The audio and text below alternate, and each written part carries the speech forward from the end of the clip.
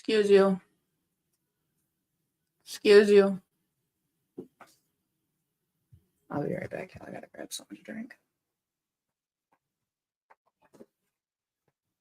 Stop.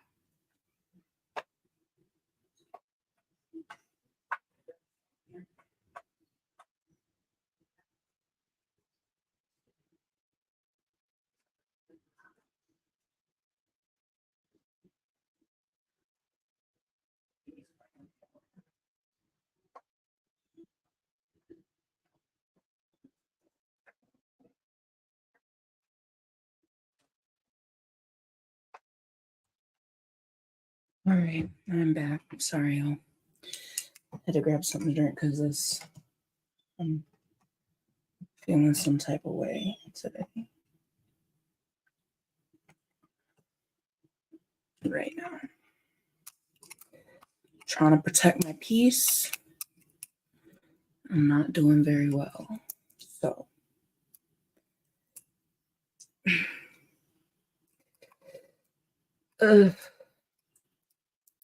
appreciate you, Mama. First of all, I want to thank everybody for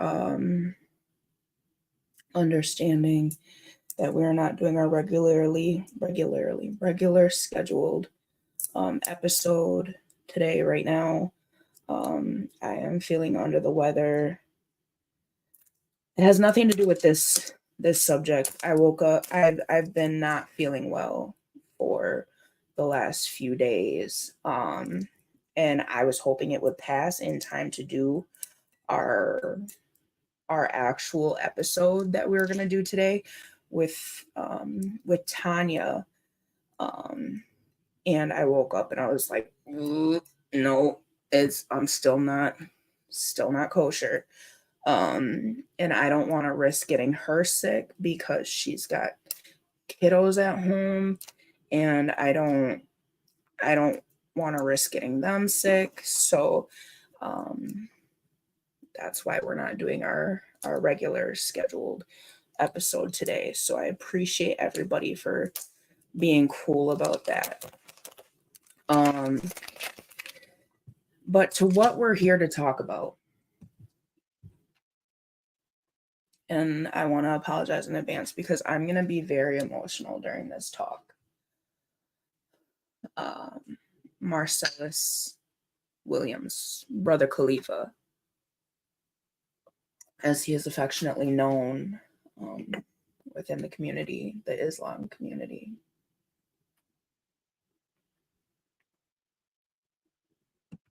May he rest in peace. May he rest in peace. I found this this meme in my memories. It's so crazy to me that it popped up today of all days. And I would like to share it with you guys. It said, "She asks me to kill the spider. Instead, I get the most peaceful weapons I can find. I take a cup and a napkin. I catch the spider, put it outside, and allow it to walk away.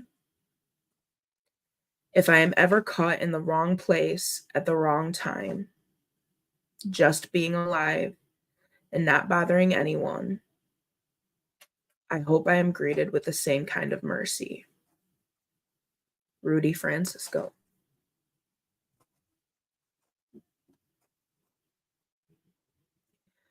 I think that my loved ones, and that includes my friends, my family, people that I hold near and dear to my heart, you know who you are, because we stand together on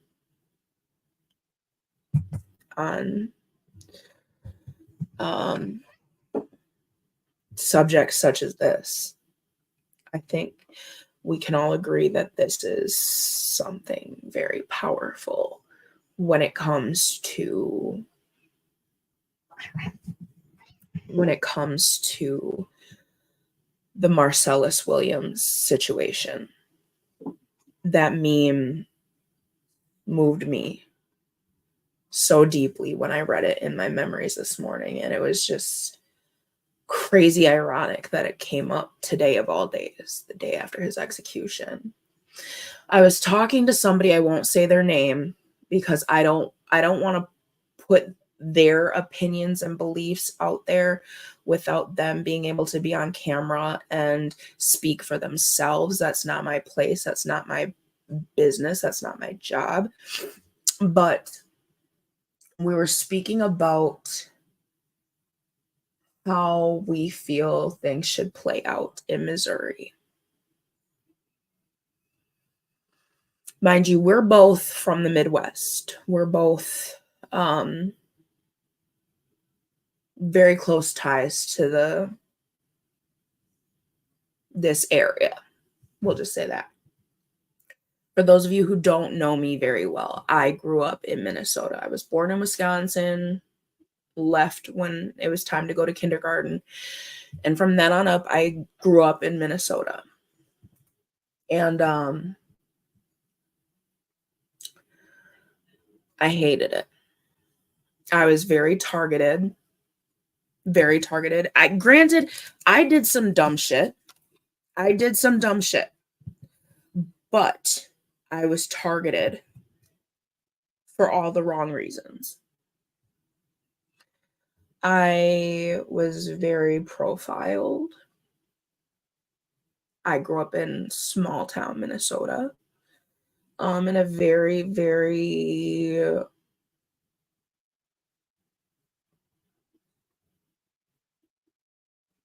white community.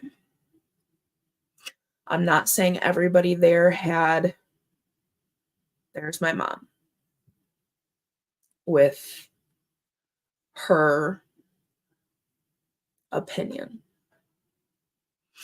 I'm not saying everybody there was on that same track or that same way of thinking, but a lot of people were. I was one of very, very, very few people of color who was not adopted. So I was treated very differently. So when things started happening in Minnesota, Philando Castile, George Floyd, Dante Wright, it affected me profoundly. People all over were asking me, like, you didn't know these people. Why does it affect you? Why are you acting like this is such a big deal to you personally? And I was like, because I didn't know them. You're right, I did not know them. But I know what it's like to feel like you aren't safe in your community. I know what it's like to be looked at like you're less than because of the color of your skin. I remember people talking about, how could this happen in the Midwest? Things like that don't happen here. They happen in the South. And it's crazy because you'd swear that's true. You'd swear that was true. I remember watching Minneapolis on fire. And the world stood with us. Why? Because it started peaceful. It started fucking peaceful. Anybody who watched Minneapolis knows that it started peaceful. If you watched it from the very beginning, you know that Minneapolis started as peaceful demonstrations. Those men women, and even children stood arm in arm, hand in hand, and marched peacefully. And it was law enforcement who threw the first blow. Now, I don't know how many of you know or understand our civil rights, but we have the right to protest. We have the right to protest.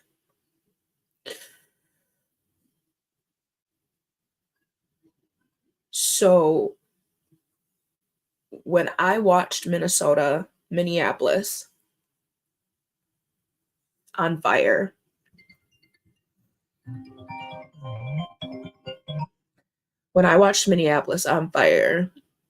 I wasn't mad.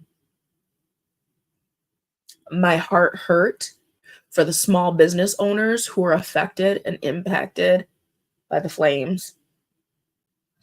I'm saying all this to get to my point. I know I'm taking the long way, but trust me, I'm getting there. This is all in relation to Marcellus Williams. But when I watched Minneapolis on fire, I was not mad. My heart broke for the small business owners who maybe weren't going to be able to rebuild.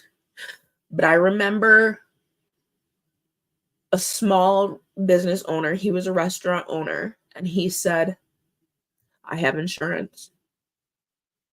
I will rebuild. This needed to happen. This needed to happen in the name of justice. And I will forever, if I'm ever in Minneapolis, I will look up that restaurant. I don't care what they have to serve. I will go there. Okay. But this gets back to my point. This person and I were talking about what needs to happen as far as justice. I'm going to refer to him as Khalifa. That was his Muslim name. And I want to respect him, Brother Khaliifah. And this person said, I hope they riot. I don't believe in riots. I believe in peaceful protests, peaceful demonstrations. I do too. I don't believe in the riots. I believe if the stone is cast first, throw an even bigger one. I believe don't start no shit, but finish it every time. And I believe in this case, a boulder was fucking thrown. So we were talking about it, and I've been angry. I have been so fucking angry. I've been angry with the state of Missouri. I have been angry with the Supreme Court of the state of Missouri. I have been angry with the judge in his case. I have been angry with the Supreme Court of the United States. I have been angry with the president. Everybody who denied him justice. And we're talking about it, and we said they need to riot. This was this morning. This was just a few hours ago. We both said they need to rise up and riot. I said,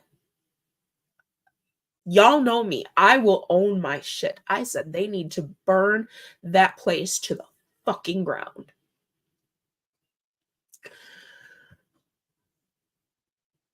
And now I take a step back and I think about it. Brother Khaliifah. He was a man of Islam. Islam is a nation of peace. We can't riot, y'all. We can't riot in his name. He wouldn't want that. If you read his final statement, all praise be to Allah in all situations. All praise be to Allah in all situations. He died in vain. But we can't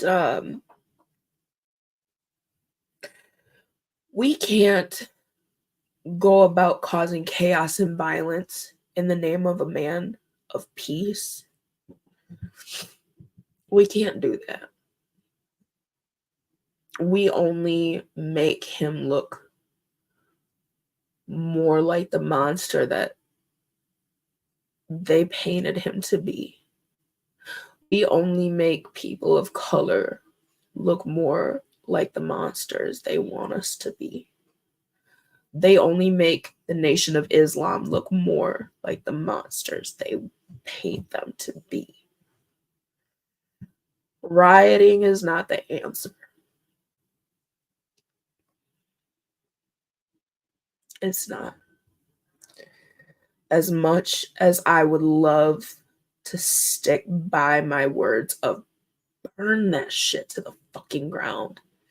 Take notes from Minneapolis. Set that shit ablaze. I can't. He was a man of peace. He's at peace. He's no longer caged like a fucking animal. It's not the answer. I want to see peaceful demonstrations all across the world. The way we all, like, the world stood together, arm in arm, hand in hand, shoulder to shoulder for George Floyd, for Breonna Taylor, for Atiana Jefferson, and so many others. I want to see that happen for Brother Khaliifah, for Marcellus Williams. Show them that he was not a monster, and that neither are the people who loved him, the people who supported him, the people who believed in him and his innocence.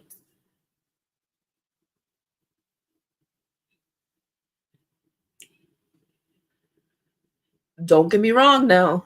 Don't start no shit, but finish it every fucking time. Finish it every fucking time. They threw a giant ass boulder at 6 p.m. last night.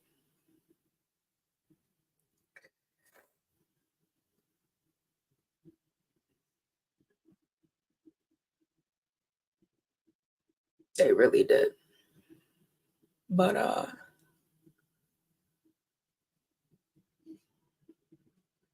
this isn't the end. His life may be over, but this isn't the end. But the answer is not to riot. The answer is not more violence. The answer is not to react out of anger and pain. We need to come together. We need to come together for justice. No justice will ever be enough for him and his family. Please ignore that. No justice will ever be enough for him and his family and the people who loved and supported him. But we need to come together and continue this fight on his behalf. And we need to do it properly. So I just wanted to get that off my chest, off my heart. I want to thank you guys for tuning in and listening to me rant and ramble and rave. Snot nose cry like a big old baby. Y'all are so appreciated. And I want to thank each and every one of you who shared my posts regarding Marcellus Williams. Y'all who took the time to text to the Innocence Project. Y'all who took the time to sign the petition. Who shared my post. Not even necessarily my post. Because it's not even about, sorry y'all, I'm gross. I know I'm wiping my nose on my clothes. I'm gross, I know. But Not even my post, because it's not about getting my posts out there. It's about getting his name out there, his face out there. I want the world to know who he is, know who he was, know his name. You know what I mean? I don't care whose post you share. Let's get his name out there. Let's get his face out there. Let's get his memory out there. Let's keep his memory alive, because that's just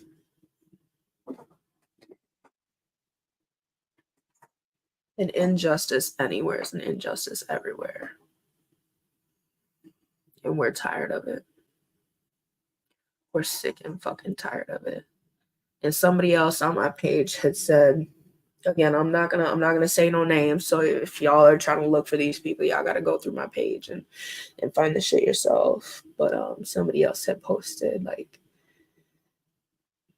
the pro-life Supreme Court doesn't really look so pro-life right now. Even if you're pro-death penalty, this was not right. This was not fucking right. This was an innocent fucking man.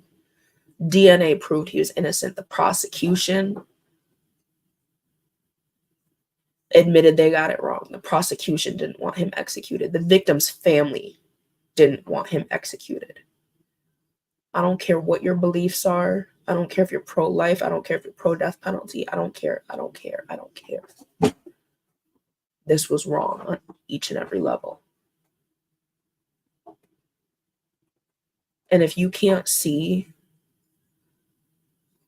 that it was wrong, if you can't see that our rights are being infringed upon, if you can't see just how far that, yes, they fucking murdered him. They murdered him. When there's evidence proving that you are innocent, when the victim's family is saying, no, we don't want this man to be executed, when the prosecution is like, no, there's no reason to execute this man, at that point, it's murder. At that point, it's fucking murder.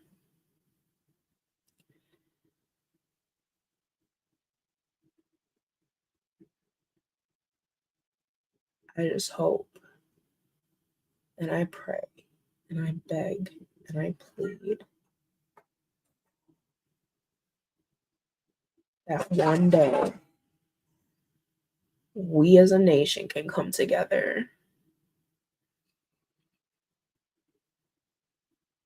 and fill these cracks in a very broken system. It shouldn't have to happen to you for you to care. Because by the time it happens to you, it's too fucking late.